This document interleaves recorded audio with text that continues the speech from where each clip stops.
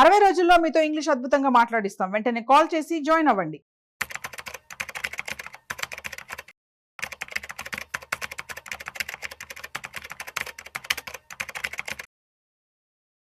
Welcome to Suman TV. నా పేరు రమేష్ పసుపులేటి. నేను యాంఫియర్ రిజిస్టర్డ్ మ్యూచువల్ ఫండ్ డిస్ట్రిబ్యూటర్ని. సో చాలామంది మ్యూచువల్ ఫండ్లో ఇన్వెస్ట్ చేసి నాకు 10 crore కావాలి, 20 crores కావాలి, 30 crores కావాలని అంటుంటారు. సో వీటికి మనం యాక్చువల్గా రియాలిటీకి దగ్గరలో చూస్తే మనము 30 yearsలో 10 crores ఈజీగా రీచ్ కావచ్చు. 12% రేట్ ఆఫ్ రిటర్న్తో మనం ఎక్స్పెక్ట్ చేసినా కూడా మనం 30,000 ఎస్ఐపి ద్వారా మనం 10 crores రీచ్ కావచ్చు.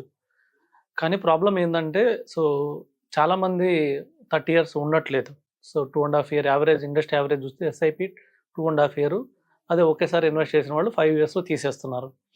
రెండోది వచ్చేసి 30 ఏళ్లలో మనకి 10 కోట్లు కావాలంటే, కానీ ఫస్ట్ అంటే మామూలుగా మనకి 10 crores ఫస్ట్ 1 crore రీచ్ కావడం చాలా ఇంపార్టెంట్. 1 crore అనేది 10 crores లో 10%. అలానే 30 ఏళ్లలో 3 ఏళ్లలో 1 crore అవ్వదు. మనం 30,000 ఎస్ఐపి చేస్తే 3 ఏళ్లలో 1 crore అవ్వదు. మనం 30,000 ఎస్ఐపి చేసినా కూడా 12% రేట్ ఆఫ్ రిటర్న్తో మనకి 13 ఏళ్ళకి 1 crore అవుతుంది. అంటే ఆల్మోస్ట్ 40% వచ్చేసి మనకి టైం, అంటే 30 ఏళ్లలో 40%, 13 ఏళ్ళు 40 to 42% మనకి ఫస్ట్ 1 crore రీచ్ కావడానికి టైం స్పెండ్ అవుతుంది. తర్వాత అక్కడి నుంచి నెక్స్ట్ 5 yearsలో మనము 2 crores రీచ్ అవుతాం. రూల్ ఆఫ్ మనకి 72 ప్రకారమే. ప్లస్ వితిన్ 4 to 5 yearsలోనే మనము 2 crores రీచ్ కాగలుగుతాం. ఎందుకంటే అప్పటికి మనకి 13 years తర్వాత 1 crore ఫండ్ వాల్యూ ఉంటుంది. అదే అక్కడ నుంచి రూల్ ఆఫ్ 72 ప్రకారం మనకు 6 yearsకి డబుల్ అవుతుంది. కానీ మనం ఎస్ఐపి కంటిన్యూ చేస్తుంటాం.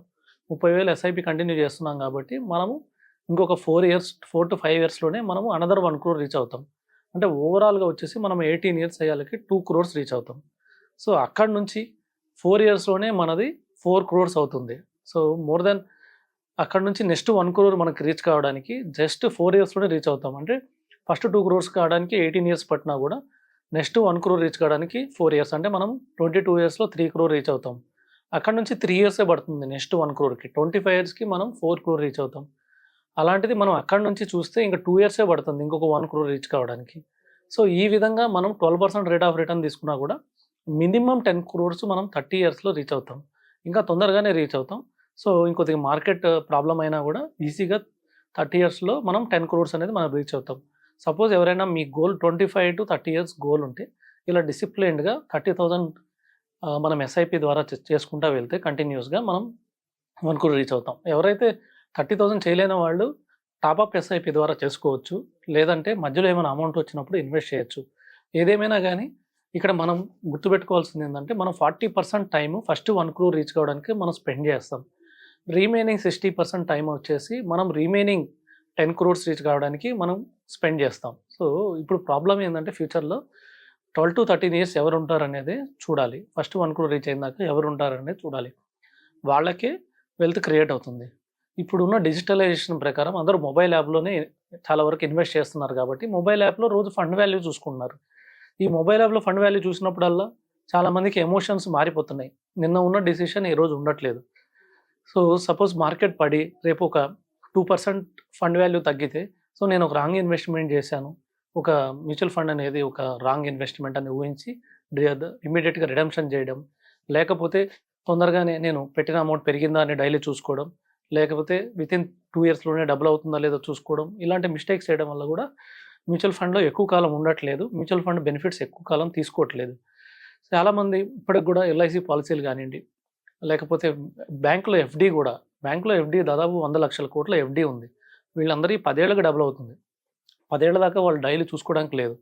అందుకనే వాళ్ళు అందులో పెట్టిన వాళ్ళు గ్రోత్ ఎలా పొందుతున్నారంటే 10 ఏళ్ళ తర్వాత బ్యాంక్కి వెళ్తే వాళ్ళు ఒక ఎఫ్డి చేసి హ్యాపీగా డబుల్ అమౌంట్ ఇస్తారు, అలాగే వెల్త్ పొందుతున్నారు.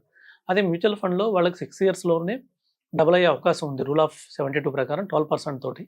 కానీ ప్రాబ్లం ఏంటంటే 6 years కూడా ఉండడానికి కూడా ఎక్కువ మంది ఇష్టపడట్లేదు.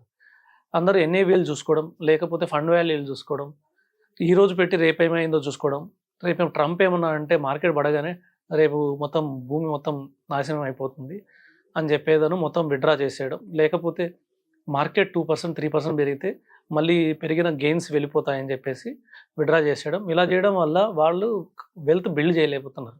వెల్త్ అనేది లాంగ్ టర్మ్లోనే బిల్డ్ అయ్యింది. ఇలాంటి షార్ట్ టర్మ్ ప్రాబ్లమ్స్ ఎప్పుడు ఉండే, ఏదో ఒక రోజు ఉండే. మొన్నటిదాకా మనకు తెలిసినట్టు ట్రంప్ వార్ జరిగింది, ట్రంప్ ట్రేడ్ వార్ జరిగింది, తర్వాత ఇండియా పాకిస్తాన్ వార్ జరిగింది. అది అయిపోయిన తర్వాత ఇప్పుడేదో కోవిడ్ అంటున్నారు, తర్వాత ఇంకోటి వస్తుంది, తర్వాత ఇంకోటి. ఇవి కంటిన్యూస్గా ఉండేవి మార్కెట్లో. ఇలాంటి భయాలు ఎప్పుడు ఉండేవి, కానీ దాని తర్వాత మార్కెట్ పెరుగుతూ వెళ్ళిపోతుంది. 2008 గ్లోబల్ క్రైసిస్ తర్వాత కూడా నెక్స్ట్ ఇయర్ మార్కెట్ 50% కన్నా ఎక్కువ రిటర్న్ ఇచ్చింది. అలాగే డిమానిటైజేషన్ 2016 తర్వాత కూడా మార్కెట్ నెక్స్ట్ ఇయర్ 50% కన్నా ఎక్కువ రిటర్న్ ఇచ్చింది. అలాగే కోవిడ్లో 2020లో కోవిడ్ వచ్చిన తర్వాత కూడా నెక్స్ట్ ఇయర్ మార్కెట్ 50% కన్నా ఎక్కువ రిటర్న్ ఇచ్చింది. కానీ ఈ సిచ్యువేషన్స్లో ఎవరైతే ఎగ్జిట్ అయిపోయారో వాళ్ళు నెక్స్ట్ ఇయర్ రిటర్న్స్ని అందుకోలేకపోయారు.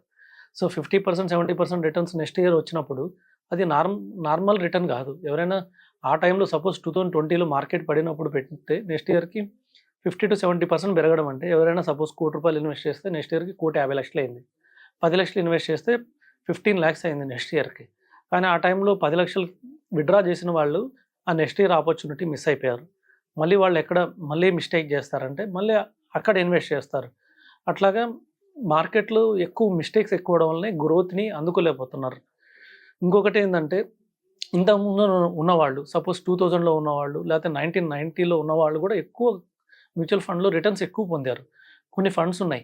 సో అప్పటి నుంచి ఉన్న ఫండ్స్, మల్టీ క్యాప్ ఫండ్స్ కానివ్వండి, గ్రోత్ ఫండ్స్ కానివ్వండి, ఇప్పుడు కూడా మనం చూడొచ్చు వాటి రిటర్న్ 20%, 21% ఉంది సిఏజిఆర్. అంటే 1990 నుంచి ఇప్పుడు వరకు 35 yearsలో 20% కన్నా ఎక్కువ ఇచ్చిన ఫండ్స్ చాలా ఉన్నాయి. కానీ అప్పట్లో రిటర్న్ ఎక్కువ పొందేవాళ్ళు. ఎందుకంటే 1999లో లేకపోతే 1990లో పెట్టిన వాళ్ళకి ఏంటంటే ట్రాన్స్పరెన్సీ లేదు. వాళ్ళకి ఎన్ఏవీలు కూడా ఎంత ఉండేది తెలిసేది కాదు. అప్పట్లో ఏఎంసీలకు కూడా ఫోన్లు, ల్యాండ్ ఫోన్లు కూడా సరిగా అందుబాటులో ఉండేవి కాదు. వాళ్ళు ఫైనాన్షియల్ ఎక్స్‌ప్రెస్ లేకపోతే ఎకనామిక్ టైమ్స్ ఇలాంటి వాటిలో ఎవ్రీ క్వార్టర్లీ ఎన్ఏవీస్ డిక్లేర్ చేసేవాళ్ళు. అవి చూసుకొని చాలామంది ఓకే మన ఫండ్ వాల్యూ పెరిగింది, సో 90 daysలో డెఫినెట్గా ముందుకే వెళ్తుంది మార్కెట్. కొద్దిగా ఏమన్నా మధ్యలో ఒడిదుడుకులున్నా కూడా తర్వాత ముందుకు వెళ్తా. అట్లా కొంతమంది 6 months వరకు, కొంతమంది ఏంటంటే ఫండ్ వాల్యూ కనుక్కోవాలంటే వేరే చాలా ఎక్కువ దూరం ట్రావెల్ చేయాల్సి వచ్చేది. ఊర్లో ఉన్న వాళ్ళు సిటీస్కి వెళ్ళి మ్యూచువల్ ఫండ్ ఆఫీస్కి వెళ్ళి ఫారం రాసిస్తే వాళ్ళకి లెటర్ ద్వారా ఎన్ఏవి వచ్చేది. దీన్ని జరగడానికి దాదాపు 1 month టైం పట్టేది. సో ఇలాగే ఎందుకు టైం అని వేస్ట్ అనుకునేవాళ్ళు. లేకపోతే వెళ్ళలేని వాళ్ళు మ్యూచువల్ ఫండ్ వాల్యూలు తర్వాత ఎప్పుడైతే తీసుకున్నప్పుడు వాళ్ళకి ₹1,00,00,000 ఈజీగా అయిపోయాయి.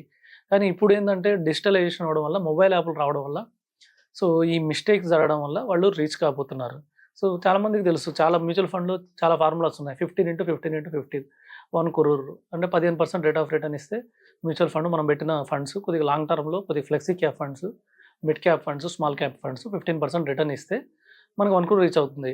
ఇది అందరికి కూడా తెలుసు, ఇప్పుడు అందరికీ తెలిసిపోయింది. కానీ 15 years ఎవరు ఉన్నారు, ఎంతమంది ఉంటున్నారు? 10లో 1 2 కన్నా ఎక్కువ ఉండట్లేదు. ఇండస్ట్రీ యావరేజే 5 years ఉంది. సో ఇలాగ లాంగ్ టర్మ్లో గోల్ ఉన్నప్పుడే మ్యూచువల్ ఫండ్స్లో ఇన్వెస్ట్ చేయాలి.